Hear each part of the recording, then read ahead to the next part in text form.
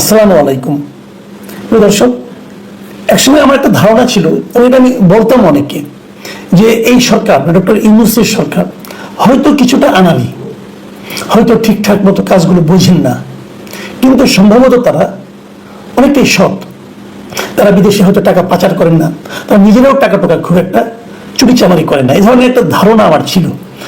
এই কারণে আমার কাছে মনে হয়েছিল এরকম একটা বিপ্লবের মাধ্যমে, এরকম একটা গণ অভ্যুত্থানের মাধ্যমে যে সরকারটা আসে, তারা নিশ্চয়ই হারে হারে বুঝে যায় যে আগের সরকারটা কেন গেল, আগের সরকারটা কেন থাকতে পারলো না। দুর্নীতির কারণে, অপকর্মের কারণে, এই সমস্ত কারণে তারা গেল। তো সেই কাজগুলো আমিও করব, এত দ্রুত করব, দায়িত্ব পাওয়ার সঙ্গে সঙ্গে করা শুরু করব, এই চিন্তাটা আমার মধ্যে কাজ করেছিল। কিন্তু ওই তো বললাম যে মানুষ সব জানে, তারা মানুষ ভুল করে। এখন আমার কাছে মনে হচ্ছে যে তখন হয়তো আমি আসলে ভুল বুঝেছিলাম। এই কারণে বুঝেছিলাম যে নতুন নতুন খবর চোখে আসছে। আমরা দেখেছি, মাত্র একদিন আগে দেখলাম যে দুজন উপদেষ্টার এপিএস, মানে একান্ত ব্যক্তিগত সহকারী যারা আছেন, দুজনকে সরিয়ে দেওয়া হয়েছে। কেন সরিয়ে দেওয়া হয়েছে কোনো ব্যাখ্যা নেই, কিন্তু এটা সবাই জানে যে কেন সরিয়ে দেওয়া হয়েছে। একজনকে সরিয়ে দেওয়া হয়েছে, উনি হলেন স্থানীয় সরকার মন্ত্রণালয় ও যুব ক্রীড়া মন্ত্রণালয়ের উপদেষ্টা যিনি ছিলেন, আসিফ মাহমুদ সজীব ভুঁইয়া। ওনার মানে সহকারী একান্ত সচিব, মানে এপিএস মিস্টার মোয়াজ্জেম হোসেন, ওনাকে দায়িত্ব থেকে সরিয়ে দেওয়া হয়েছে। এবং আরো একজন হলো স্বাস্থ্য উপদেষ্টা নূরজাহান বেগমের ব্যক্তিগত কর্মকর্তা মোহাম্মদ তুহিন ফারাবি। এই দুজনকে সরিয়ে দেওয়া হয়েছে। এই দুজন কারা, এটা নিয়েও কিন্তু আপনারা প্রশ্ন করতে পারেন। এরা আসলে সরকারি কোনো কর্মকর্তা নয়, কোনো ক্যাডার সার্ভিস থেকে আসেনি। এনারা এই উপদেষ্টাদের ব্যক্তিগত পরিচয়ের উপর ভিত্তি করে এসেছেন। অনেকে এটাও বলতেন যে আসিফ মাহমুদ সজীব ভুঁইয়া যিনি একান্ত সচিব, সহকারী একান্ত সচিব ছিলেন, উনি কি তার ব্যক্তিগত জীবনে বন্ধুও ছিলেন। যাই হোক, এরকম লোক, তাকেও সরিয়ে দিতে হলো কেন, কেন সরে গেলেন? মাঝখানে একটা ফটো কার্ড দেখলাম একটা মিডিয়ার, সেখানে বলা হয়েছে যে এরই মধ্যে নাকি এই মোয়াজ্জেম হোসেন সাহেব, মানে এই ব্যক্তিটা 3 শতাধিক কোটি টাকার মালিক হয়ে গেছেন। তাহলে আর দোষ কি ভাই? আগে একটা প্রধানমন্ত্রীর বাসার পেয়ন যদি 400 কোটি টাকার মালিক হয় 15 বছরে, এমনি তো আরো চ্যাম্পিয়ন মনে হচ্ছে যে 9 মাসে 300 কোটি টাকা বানিয়ে ফেলেছে। এরকম প্রতিযোগিতা কিন্তু হয়েছে, এটাকে আপনি একদম উড়িয়ে দিতে পারবেন না। ফারাবি সাহেবের তথ্য ধীরে ধীরে আসছে এবং এটা অনেকেই জানে, অনেক কিছু আমি ওগুলো ডিটেল বলতে চাই না, কারণ এগুলো নতুন কিছু না। আমি একটা ঘটনা বলি, আমাকে ওই দিন আমার এক মানে বন্ধু বললেন আর কি, দুদিন আগেই বললেন, একটা পুরোনো ঘটনায় বললেন যে ওনার একবার উনি একটা বড় প্রতিষ্ঠানের শীর্ষ কর্মকর্তা, ওনার কোনো একটা প্রয়োজনে একজন উপদেষ্টার সঙ্গে দেখা করতে চেয়েছিলেন। তো ভাবলেন দেখা করার আগে এপিএস কে একটা ফোন দিই, কারণ এই সমস্ত এপিএসটা প্রায় সবাই কিন্তু স্টুডেন্ট কোটায় এসেছে, কারণ স্টুডেন্টরাই ওদেরকে বসিয়েছে বিভিন্ন জায়গায়, এই বৈষম্য বিরোধী সমন্বয়ক এরাই বসিয়েছে, তাদেরই লোকজন। এবং সেই এপিএস কে যখন ফোন করলেন যে আমি একটু ওনার সঙ্গে একটা বিষয় কথা বলতে চাই, একটা অ্যাপয়েন্টমেন্ট হবেন, ওই আপনি কাজ করে আসেন, কথা বলি, কি বিষয় নিয়ে কথা বলবেন? সন্ধ্যার পরে আমি গুলশানে একটা জায়গায় বসি, সেখানে আসেন। প্রশ্ন হচ্ছে এপিএস সাহেবকে সন্ধ্যার পরে গুলশানে একটা জায়গায় বসতে হয় কেন? গুলশানেই বা কেন? এটা কি রেট হাই করার জন্য, কাজটা জেনে নিয়ে কাজটা তদবির করার জন্য? হ্যাঁ, এটাই উত্তর। এবং এদের রেট ছিল খুব হাই। যারা এদের সঙ্গে বিভিন্ন সময় বসেছেন তারা জানিয়েছেন যে এদের রেট চিন্তাই করা যায় না। মানে আগেও তো অনেক এপিএস ছিল, আগে অনেক মন্ত্রী ছিল, তাদের কয়েক গুণ এদের রেট। কারণটা কি? এরা জানতো, এরা বলতো যে আমরা তো মাত্র কয়েকদিনের জন্য এসেছি, আপনাদের কাজটা হয়ে যাবে, কাজটা করে দিচ্ছি, অতএব অল্প সময় আমাদের এটা ম্যানেজ করতে হবে। এবং এই টাকাটা কি এপিএস লেভেলই থাকতো? এই টাকাটা কি উপদেষ্টারা পান না? উপদেষ্টারা না পেলে ওনারা কি বোঝেন না কাজটা তো হয়ে যায়? কাজ না হলে মানুষ তাদের টাকা দেবে কেন? অনৈতিক কাজ হয়ে যায় টাকা বিনিময়ে। তো যে অনৈতিক কাজটা হয় সেটাকে উপদেষ্টারা বোঝেন না, নাকি ওনারাও শেয়ার পান? আমার ধারণা পান। আবার অনেক ক্ষেত্রে আমি এমনও শুনেছি যে কোনো কোনো উপদেষ্টা নাকি এপিএস এর উপরে ডিপেন্ড করেন না, ভাই ভাইটাকে পাঠান সরাসরি, যে ওনার সঙ্গে ডিল করেন। এরকমের খবর একটা পেয়েছি, আপন ভাইকে পাঠিয়েছেন, এরকম খবর পাচ্ছি। এগুলো কিসের ইঙ্গিত বহন করে?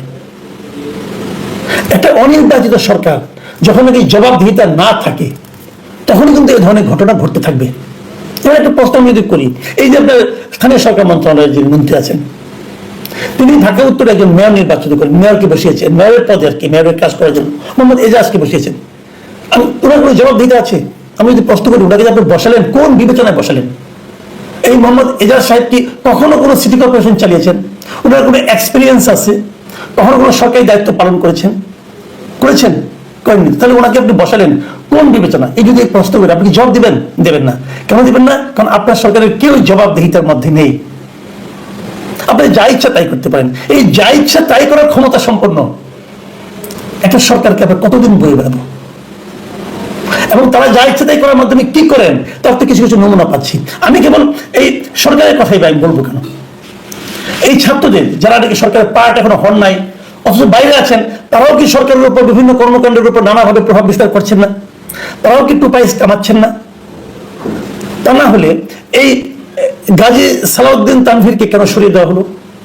গাজী সালাউদ্দিন তানভীর তো একদম এলেবেলে কোনো লোক না, নতুন দল, এই জাতীয় নাগরিক পার্টি, উনি যুগ্ম সদস্য সচিব।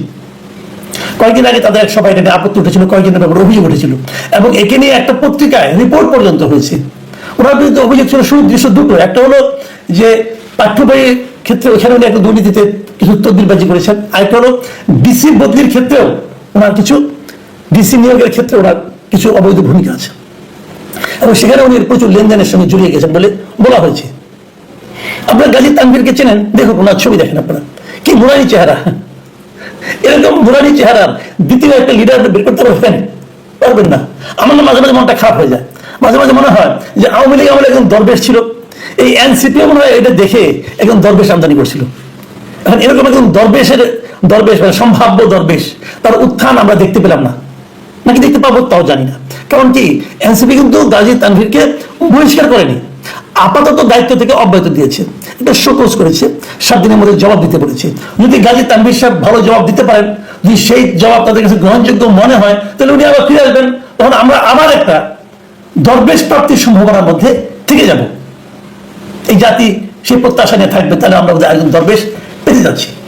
হচ্ছে নাকি ভাবুন একবার, এই ছাত্ররা আন্দোলন করেছে, কোনো সন্দেহ নাই, আন্দোলনের সামনে তারা ছিল, এবং আন্দোলন যখন বিজয় হয়েছে, যখন শেখ হাসিনা পালিয়ে গেছে, তখন আন্দোলনের পুরো কৃতিত্ব তারা নিজেদের বলে দাবি করেছে, এবং এই দাবি করার মাধ্যমে তারা বিপুল ক্ষমতা অর্জন করেছে, এবং সমস্ত জায়গায় তারা ঢুকে পড়েছে, এবং যত তদবির সঙ্গে তারা জড়িয়ে পড়েছে।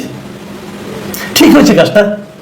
দেখুন আরেকজনের কথা বলি, যাকে আমি ব্যক্তিগতভাবে পছন্দই করতাম এতদিন, মানে এনসিপির অনেক লিডারের সঙ্গে আমার পার্সোনালি পরিচয় আছে, এবং এদের ডিগনিটিকে, এদের ইন্টিগ্রিটিকে আমি খুব পছন্দই করি, ভালো কথা বলে পড়াশোনা করা, এবং আমি এদেরকে সবাইকে প্রাথমিকভাবে সবাইকে আমি সৎ মনে করতাম। আস্তে আস্তে কিছু কিছু কমতেছে। এখন আমি যার কথা বলছি সে হচ্ছে এই যে আব্দুল হান্নান মাসুদ, এই হাতে বাড়ি, এই ভদ্রলোককে আমি পছন্দ করি, পার্সোনালি আমি পছন্দ করি, কিন্তু এখানে কি দেখলাম, ওনার সঙ্গে আমি একাধিক টকশোতে ছিলাম, মানে কিছুক্ষণ আবেগপ্রবণ ছেলে, প্রায় কান্নাকাটি করেন, এবং এ কি করেছে, এর মানে কি অভিযোগ উঠেছে যে সে নাকি একটা প্রায় 1 কোটি টাকা 1.5 কোটি টাকা গাড়ি চালায়। তো এই গাড়ি কিন্তু কোথায় পেলেন?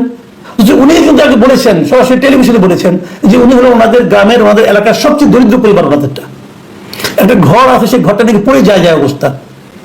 সেরকম ঘরে একটা ছেলে এখন 1.5 কোটি টাকা দামের গাড়ি চালায়, এবং ওনাকে জিজ্ঞাসা করলে উনি কি বলছেন, গাড়িটা লুকিয়ে রাখা যায় না ভাই, ওনাকে জিজ্ঞাসা করার উনি কি বলেছেন যে জামাতপন্থী একজন ব্যবসায়ী যিনি বিদেশে থাকেন, প্রবাসে থাকেন, তিনি নাকি গাড়িটা ওনাকে চালাতে দিয়েছেন। আমার দুটো প্রশ্ন জনাব মাসুদ, আপনাকে আমার দুটো প্রশ্ন। প্রথম প্রশ্ন হলো যে এই গাড়িটা উনি আপনাকে কেন দিলেন? আগে দিলেন না কেন? কখনো আপনার আত্মীয় হন, আগে কেন দিলেন না? আপনি ওনাকে ভালোবাসেন, আগে কেন ভালোবাসলেন না? এখন ক্ষমতা বান বলে ভালোবাসেন, উনি আমার জামাতপন্থী, তার মানে আপনি হচ্ছেন জামাতপন্থী। জামাতের একজন লোক জামাতপন্থী নয় এমন একজন লোককে গাড়ি দেবে কেন? উনাদেরকে রাজনীতি করেন, তাহলে আপনি কি জামাতের পারপাস সার্ভ করবেন এখানে? হতে পারে, আমার কোনো আপত্তি নাই, জামাত একটা পলিটিক্যাল পার্টি, আমার কোনো বক্তব্য নেই এতে, সেটা বলেন। তাহলে আপনি জামাতে জয়েন করেন, সমস্যাটা কি? আচ্ছা, এটুকু না হয় গেল। তারপরে কথা আপনাদের মনে আছে নিশ্চয়ই যে বিগত সরকারের আমলে ওবায়দুল কাদের সাহেব, ওনার দামি দামি ঘড়ি নিয়ে নানা ধরনের কিন্তু কথাবার্তা হতো। 10 লাখ 20 লাখ 30 লাখ টাকা দামে ঘড়ি উনি পড়তেন। উনি কি বলতেন, ওনাকে কেউ গিফট করেছে। কেন গিফট করে ভাই? গিফট এটা নাকি পৃথিবীর কোনো ব্যবসায়ী বিনা কারণে কিছু কাউকে দেয় না, তাদের সব উপহারই হলো এক ধরনের ইনভেস্টমেন্ট।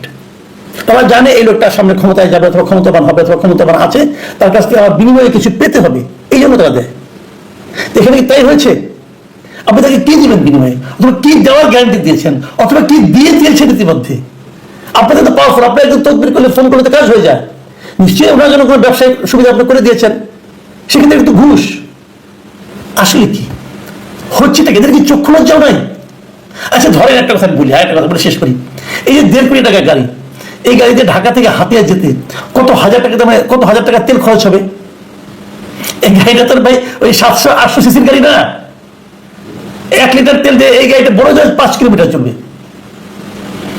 এই যে বিপুল অঙ্কের খরচ আপনি কোথায় করবেন? আপনি কি চাকরি করেন? আপনি ইনকামটা কি? হান্নান মাসুদের ইনকামটা কি ভাই বলেন না, ইনকামটা কি আপনার?